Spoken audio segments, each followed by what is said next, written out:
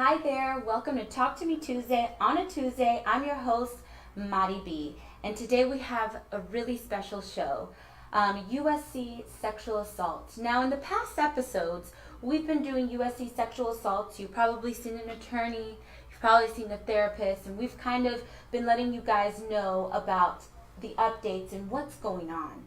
But today's show is the Survivors Edition.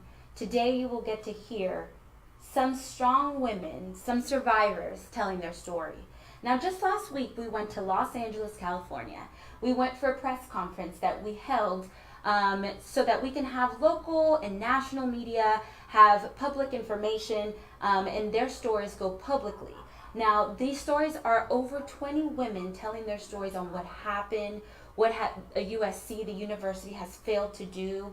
And that's what the press conference was about. If you haven't had the chance to watch it, it's super impactful. Please make sure you go on our page, our Facebook page, D. Miller and Associates, and click on that press conference and please watch that. You would be just as moved as I was standing in the room. Now, as you can see, we don't have an attorney on set today. We did have planned to have attorney Darren Miller here on the show. However, he currently is in LA taking care of some USC sexual assault updates. So if you guys have any questions, I still want to encourage you guys to load them up here, and we'll have the attorneys reach out to you directly. Now, however, I want to open up those lines of communication to you guys. If you have any questions for myself or any comment, I'll make sure that I'll be able to answer those questions. Your host, Madi B. Now, let's take a look. I know last week we did a private interview with one of our survivors. That one of our survivors' names is Brennan. Brennan is such a strong individual. She is currently at USC completing her last year. Now, I had the pleasure to interview her one-on-one, and I want you guys to take a look at that. So let's take a look at that video. Hey there, welcome to Talk to Me Tuesday on a Tuesday. I'm your host, Madi B, and today we're having a very special show. We're here in Los Angeles, California. We just had a press conference over USC sexual assault. I'm here with a survivor. One of our clients, Brennan, a survivor. Such an impactful story. So I'm going to go ahead and turn over the mic for the viewers. I want you to introduce yourself to the viewers. Tell them a little bit about your story so they can get to know you a little bit better. Thanks, Mari. So my name is Brennan. I was molested by Dr. Tyndall in the spring of my freshman year of college. Prior to that, I had been raped on New Year's Eve, and I was in need of an STD check. It was the first time I'd ever seen a gynecologist, and I really didn't know what to expect going into it. Once I was there, he proceeded to do things that are really hard for me to speak about again. But among them was molestation and incredibly rude comments. What else? Sorry. No, that's good. That's good. This has to be a very difficult moment. I know it's courageous, so I want to thank you for coming out. It's strength. I see it. I hear it in your story. We just had a press conference. In the press conference, you were one of many women. There was probably 20 or so women on that panel. So impactful. You had me on the sideline in tears. And you guys, if you would like to tune into our show and in our Facebook page, you are able to watch that press conference live. You can also watch it at a later time. So I want for you to tell the viewers, how did you feel? I'm telling you how I felt and the emotions that I felt, but you are the one living in it. You're the one coming out with your courage and your strength. How did it feel to have your sisters around you? It honestly felt crazy and empowering and just revealing almost of everything that USC has done. I think what it felt like to be surrounded by all these women who not the same thing, but almost the same exact thing happened to them. It was painful, but it was also strengthening. I think while I was speaking, was overcome just with emotion in the first place. It was hard to know that what I had been through, every single one of those women had, and then to hear the numbers afterwards and know that almost 500 women had experienced the same thing. So speaking in that room and being able to share my story is one thing, but knowing that everyone is finally getting this platform, this voice to speak on every single just terrible, terrible act that Dr. Tyndall was able to commit, I mean, is a huge change that I think we really needed, and I'm proud to be one of the people that is able to speak there. Yes, and I know you just mentioned some of those numbers. Some of those numbers of women that have came out is in the high 400s, almost 500. I know yesterday we filed another 52 cases, which gets us to a total of 102 for D. Miller and Associates. Those are crazy numbers. And I kind of want to also ask you and turn the question to you. A lot of people, when we've had this show before, have asked, why has it taken so long? Why was it a while before you reported it? First of all, I know it takes a lot of courage, and this is almost like a sign of relief, like a weight has been lifted off of your shoulders. But speak a little bit about your process on when it happened and when you reported it, because you're currently right now a senior at USC, correct? Yes, absolutely. So I am a senior at USC. I'm still a student. And I think one of the main reasons that I was unable to come forward so many years ago, I mean, not so many years ago, 2.5 years ago, maybe, tops, is that for me, it's been really, really hard to accept and admit to myself first, and then to other people that I quote unquote allowed myself to be abused, because my entire life I have felt that I was stronger than abuse. And as soon as I had the proof that it could happen to anybody, and that it did happen to anybody, and it did happen to so many people, it kind of just threw me for a loop. And I started engaging in activities that I never would have before. If you do research into women and how they react, not just women, but people who have been sexually abused, how they react, it's not often simple or easy or a fast process. It's incredibly hard to admit to yourself that something has happened to you. So when they say the first stage is acceptance, that's huge. I haven't been able to speak about most things that have happened to me in my life until now. And so getting to this point, having this platform that said, yes, your voice will be heard if you speak, was huge. Having all these other people come forward with me and say, yes, me too, and not just me too, but yes, me too, and here's my name. And here's what happened to me. And you can watch me speak about it. I think that changed everything for me. And I think that life goes forward, and I hope that this happens. But I hope that women and victims of assault and any sort of sexual abuse in the future will be able to come forward faster, because they feel that they will be heard in the first place. Right. And I think that's one of the main reasons why it took me so long. Yeah, and you know what? I'm going to start off by saying you are a strong woman. It takes a lot of strength to come out on these platforms, to have your face, to have your name, and to speak on behalf of other women that are out there. So I'm going to begin by saying you are a strong woman. I will ask you, what if you had to say something to USC and or George Tyndall, or what is it that you're looking to achieve or to see? What would you say if you had to say a couple of words? Yeah, I mean, the first thing I would say to USC is, why are we still here? Why are we still talking about this and you're not reacting? That would be one of the first things that I would say. And then I would say that I'm incredibly disappointed in my school.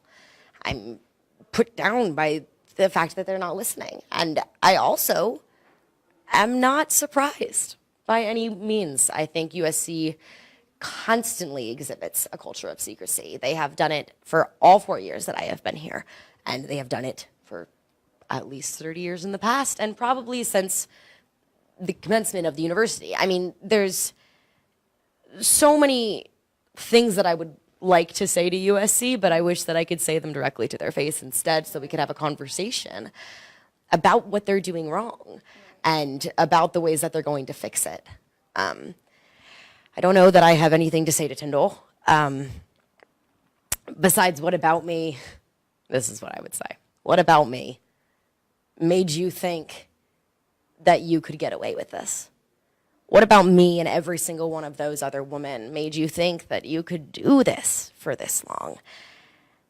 And it wasn't, and my answer, I guess I would answer myself, is that it wasn't something about me. Right. It was something about the university that made it possible for him to consistently and time again take advantage of the situation that he was put in. And hopefully one day you will get to speak to USC and tell them these words that you are saying on our show. So I definitely encourage that. I hope that you do get that moment. I want to leave one more last question. If you had to say some words to any of the survivors out there that are trying to build the courage just to seek help and haven't said anything, what would you tell those survivors? Because I'm speaking it into existence out there to come out and get help. I think the first thing that I needed to do when I finally allowed myself to accept the fact that things had happened to me that I was not able to deal with myself, the first thing that I hope that other survivors do is go ahead and get a therapist. Please. God, please go get a therapist. Go get a therapist and try to heal. Because that's going to be step one. And then as soon as you figure out your narrative and you're able to claim for yourself what happened to you and speak that, I mean, you don't have to speak it to everybody, but if you can speak that in public, or at least to a friend or a family member, that makes all of the difference. If every single survivor in the world was able to tell their story, maybe something would change. But until then, help yourself so that you can get to that place. Such powerful words, such powerful words. So I want to thank you, Brennan, for being on the show today. Talk to Me Tuesday. This is a strong, powerful woman here. So until next time, Talk to Me Tuesday.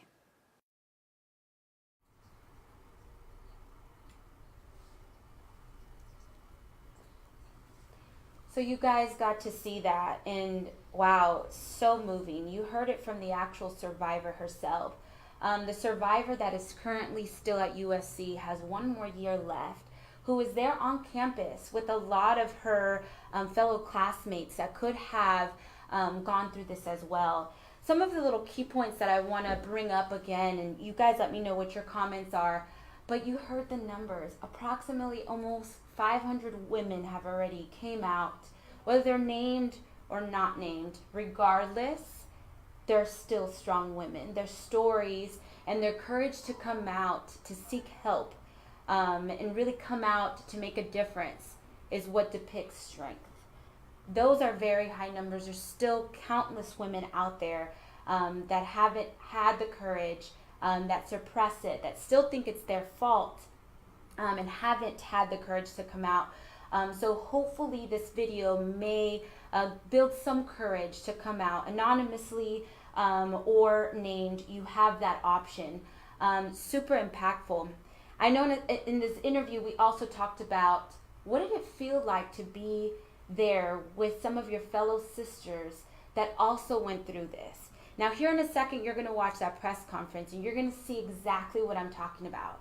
It was such an impactful panel, and I still get chills to this day watching it. All women standing side by side and embracing each other after they told their stories and hugging each other. It's a sisterhood. It's a sisterhood of strength that they all come together holding hands and empowering each other and telling each other it's okay to tell your story. You're going to see that here in a second.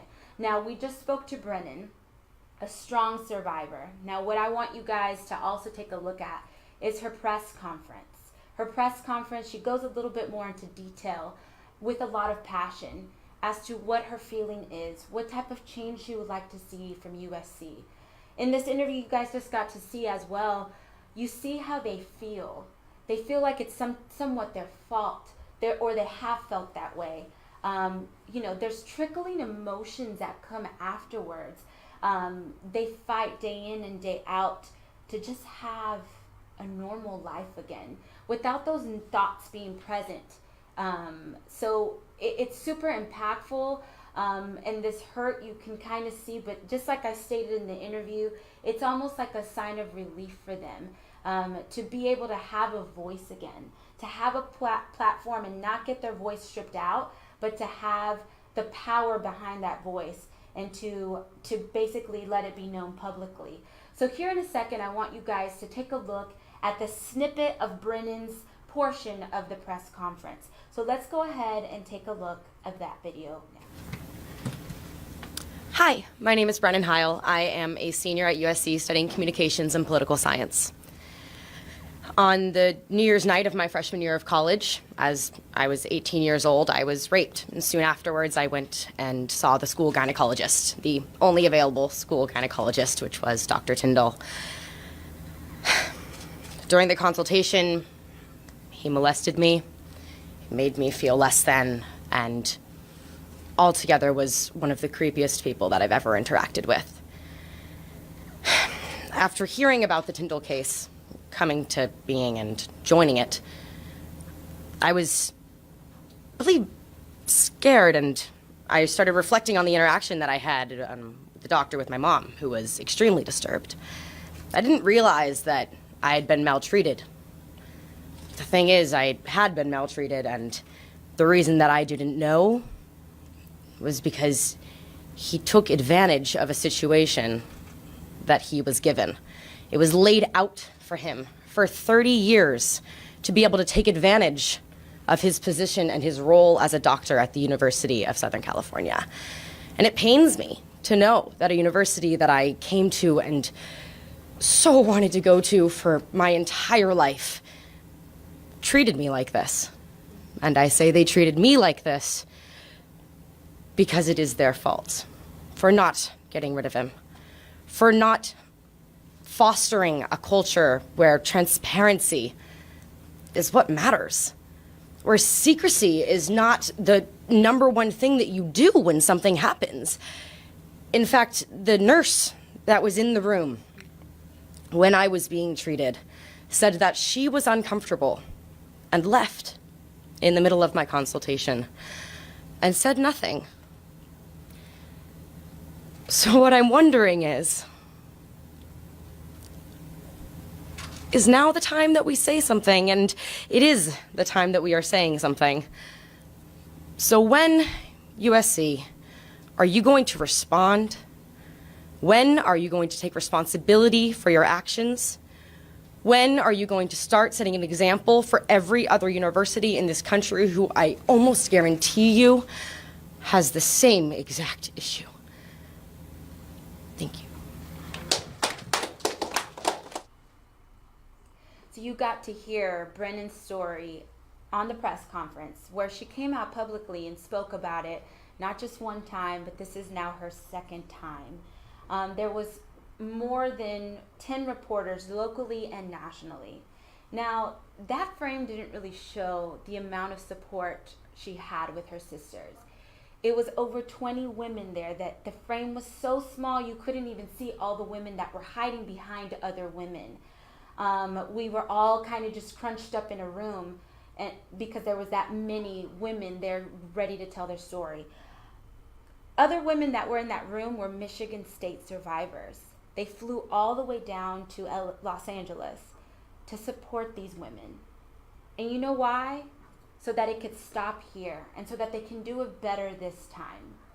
Michigan State was breaking, and they demand, let's do it better next time. Well, guess what? That next time is here, and that next time is now, here at USC. So part of this press conference, they do demand, do better this time. So on that panel, you see pretty much half of her sisters that are standing there. You hear the passion. Some of those women are still currently at USC at their last year, and some of those women have been out of USC for probably over 20 years. Some of those women were in school when some of our current USC seniors weren't even born.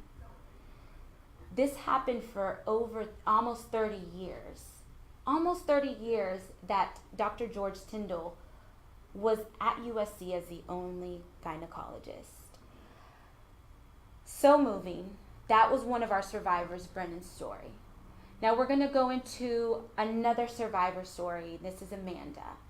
Amanda's another strong woman. Her story is very different. Not every story is the same, but they do share something in common, and that thing that they do share in common is courage and strength. And both of these women had courage and strength to go in front of this press conference as well as have a private interview. Amanda has already graduated from USC and wants to tell her story publicly. So I want you guys to take a look at the private interview that we had with Amanda. Take a look at the video now. Hi there. Welcome to Talk to Me Tuesday on a Tuesday. Today we're doing a special show, USC Sexual Assault, but our Survivors Edition. Today I have Amanda Davis here with me. Such an honor to have you here on the show. I want you to introduce yourself to the viewers so that they can get to know you. When did you go to USC? Tell them a little bit about your story. Sure. My name is Amanda Davis. I went to USC from 1999 to 2002, and I was a single mom when I went to USC, and I graduated. My bachelor's was in political science and sociology. Wow, that's awesome. So you were a single mother. So you were worrying about yourself, getting the education, as well as a little one the whole time. How difficult was that through your years at USC? It was pretty difficult because in addition to the high standards and trying to just be successful in continuing to in my education, I also had to attend to my daughter and make sure that she was taken care of and get her to childcare. And during times when I needed to study and trying to arrange that when, she might be interested in doing something else. And so it was definitely challenging and difficult at times, but I was surrounded with some people that I met that were very supportive, and so that made it a bit easier. That is awesome. So today we're here in LA, Los Angeles, California, and we just had a press conference. Yesterday we filed an additional 52 cases, so that puts us at a total of 103 cases that we filed as D. Miller and Associates. Now, I want you to talk a little bit about the press conference that just occurred. There was about 20 women in that panel that their stories broke publicly, including yourself. What was the feeling that you had to see your survivor sisters beside you, hearing their stories, some of them for the first time? Sure. Well, first and foremost, I'd like to say thank you to you guys, D. Miller and Associates. You guys have been absolutely amazing, supportive and kind, and through this whole process, and it's definitely made it not necessarily easy, but it has just given an extra strength and support, excuse me, where, a difficult situation to come forward, so I do appreciate you guys. Coming out of the press conference there was a lot of emotions. It was very difficult, angry, sad, thankful, vindicated, validated, very sad that and angry that there's so many victims, and obviously there's so many other victims out there that we do know about and the ones that we don't even know about. And so also just a lot of anger towards USC. Now we're so many days past, months past, when they've been aware, obviously, that there's been lawsuits filed and that they've absolutely done nothing and chose not to do anything. So that definitely is something that makes me very angry, and I know the other women spoke and they were very upset. Not that we disown our college, because I believe that most all of us really are thankful that we went to USC. I know I am. Coming from a small country town, it was such a big deal, and as a single mom, I worked really hard. I was so thankful and so thrilled that I was able to have the chance to go to USC, and I still feel that way. I still feel proud to have gone to USC, and I just was able to go back to campus and get a T-shirt and feel decent about it. There is a different dynamic to it, but I still am proud of my alma mater. And then as far as being with the other women, there is a part of healing that's come from hearing the other women's stories and recognizing certain things that they're saying.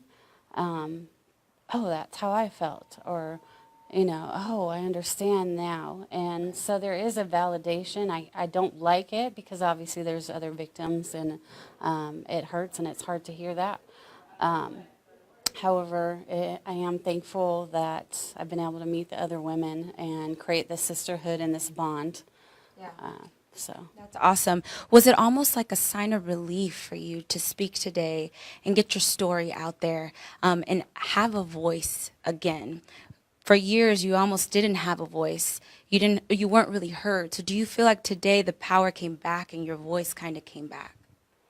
I definitely think it's been a process where my voice has come back. I would definitely believe that I had been silenced and I had pushed all the emotions and everything down so deep for so long, and just went on, with my life and raising other children. And but I am thankful that I did have a chance to speak, and the opportunities now that are arising for us to continue to speak, and each time it does allow us to have, or myself, and I believe probably the other women, just to feel a little bit stronger each time we're speaking, and to have a little bit more courage in speaking about what happened to us and what we're learning. And so I'm definitely thankful that I've gotten my voice back, not fully, but definitely along the process of rediscovering that and being able to speak on behalf of myself,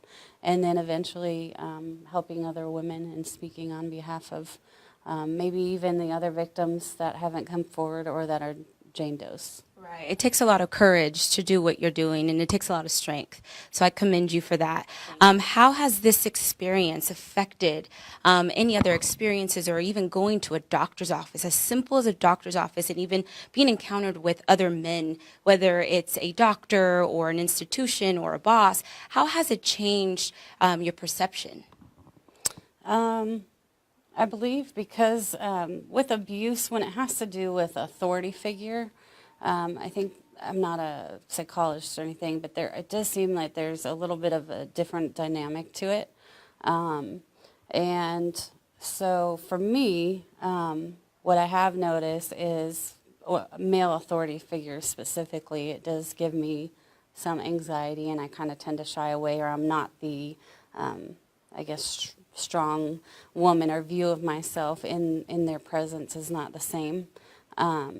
And so I do get anxiety in certain circumstances, and I did actually start counseling, and so I think that's kind of helped to start thinking about how it's affected me, and I'm sure that there's probably other ways, in relationships and whatnot that haven't been discovered yet.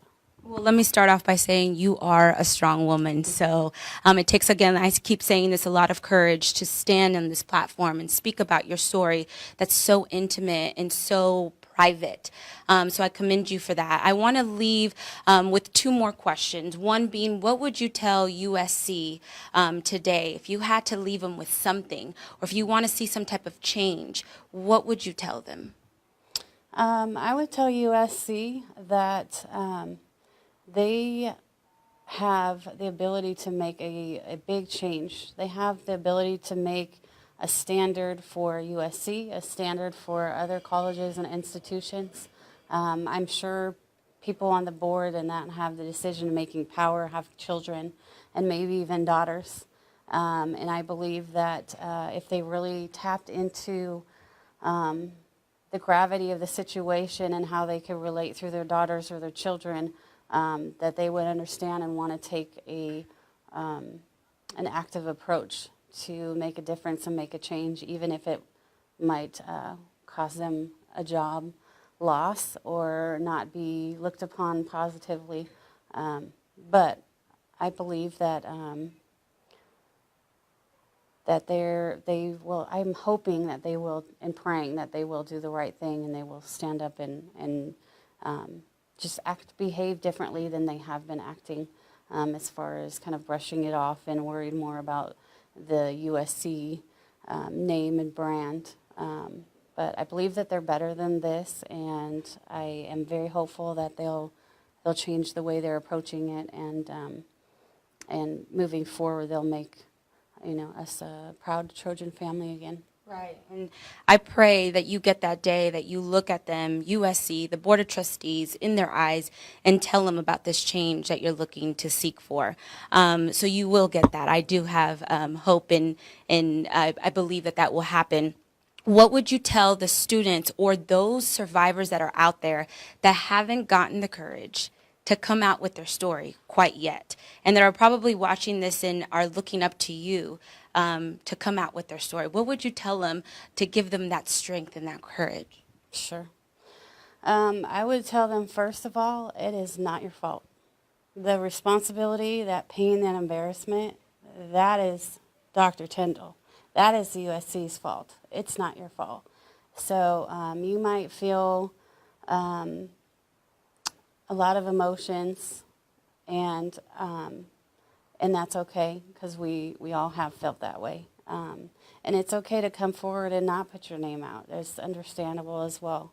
But just to make your voice heard, at least to a safe person, at least to D. Miller and Associates, to come forward so you can at least start your process of healing, because if you don't say anything and you ignore it, it does come out in other ways. You might not even realize it. So it's a big step in taking that towards a healing journey. And I believe that they would not regret it, because they're connecting to a sisterhood of other women that are strong and encouraging, and just a healing atmosphere. And there's people here that care, and we're here for them. Yes, absolutely. Well said. There's many women out there. There's women in the 500s that have already reported, came out, have a voice, whether they're named or not named, and that is okay. But there's still more women out there that are survivors, that are still finding a way, their path, and their courage. So just like she said, she's here and available. So I want to thank you, Amanda, for being here. I want to give you a big ol' hug. Thank you so much for your courage. Thank you so much. So there you guys see the private interview with Amanda.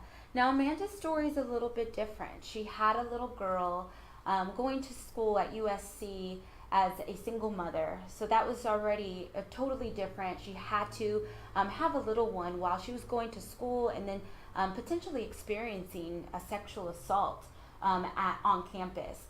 Now, Amanda graduated in the 90s. She went to school in the 90s, all in that time period. Now, just like you heard her say, it's a process. It is a process to get her voice back. So after college, getting over certain hurdles and suppressing certain feelings, and is it her, is it not? All of those things have been a strong process. And right now she stands strong, and she stands strong for her family, and more so for her daughter. That same daughter that she went to USC for now, USC at the time, that daughter is now an adult, and she wants to do it for her daughter, which is so moving. But it is a process. She is seeking help, like you heard her say. She still has some type of anxiety when being encountered with an authority figure of maybe a doctor that isn't the male figure. And these are just emotions that will trigger when dealing with such a emotional and such a tragic time. Now, Amanda will go into a little bit more detail as to what her experience was with actual Dr. George Tyndall. She goes into detail at that press conference that happened last week in Los Angeles, California. Like, I want you guys now to take a look at that press conference of Amanda so you guys can hear a little bit more in detail her story. Good afternoon. My name is Amanda Davis, and I attended USC from 1999 to 2002. I graduated with a dual bachelor's in political science and sociology. I was sexually abused by Dr. Tyndall. During the visit, I recall being naked on the table while Dr. Tyndall was making small talk. Looking back, I believe he was trying to build a rapport with me. Dr. Tyndall knew that I was a single mother, and he began discussing how women's bodies change during pregnancy, during birth, and then how their bodies can return after that. He stated that he was doing research on this topic, and he asked if I would be willing to allow him to take pictures of me, and naively I agreed.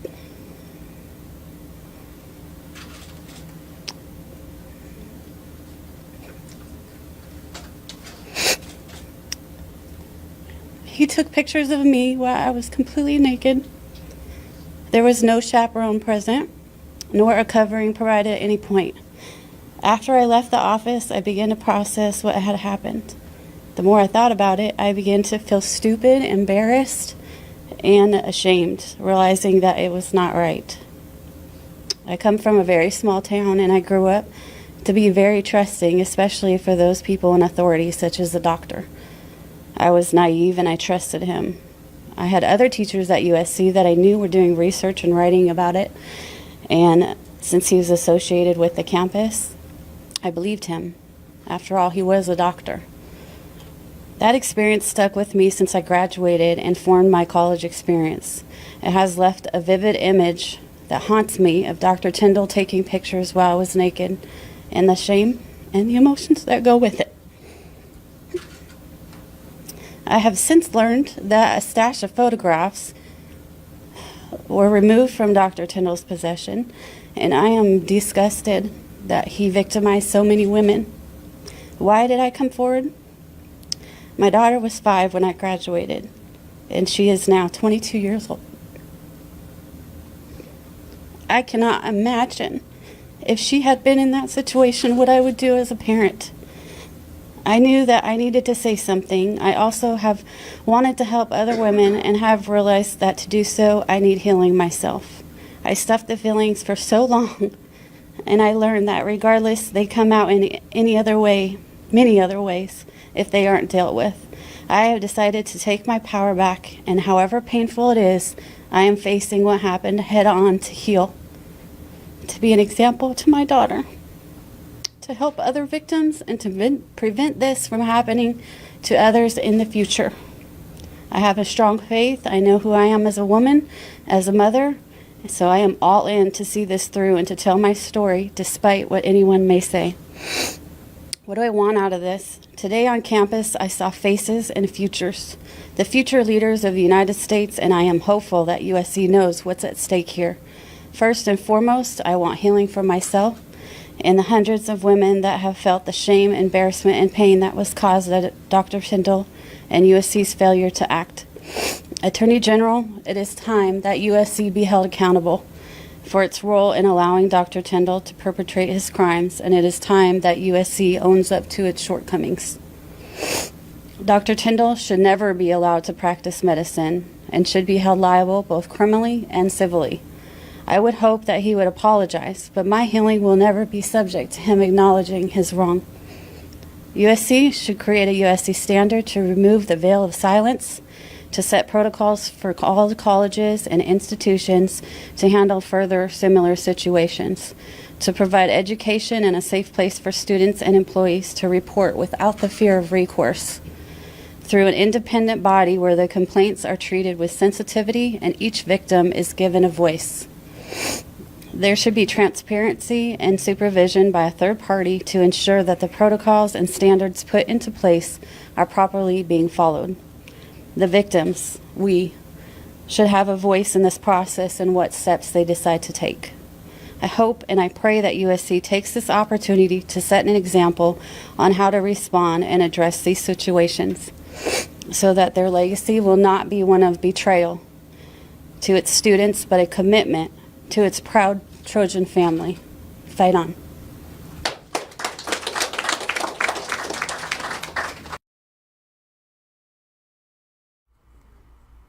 So you guys got to hear Amanda's detailed story, and I want to start off by saying it is not easy to go in national TV, publicly, on the media, and tell your story.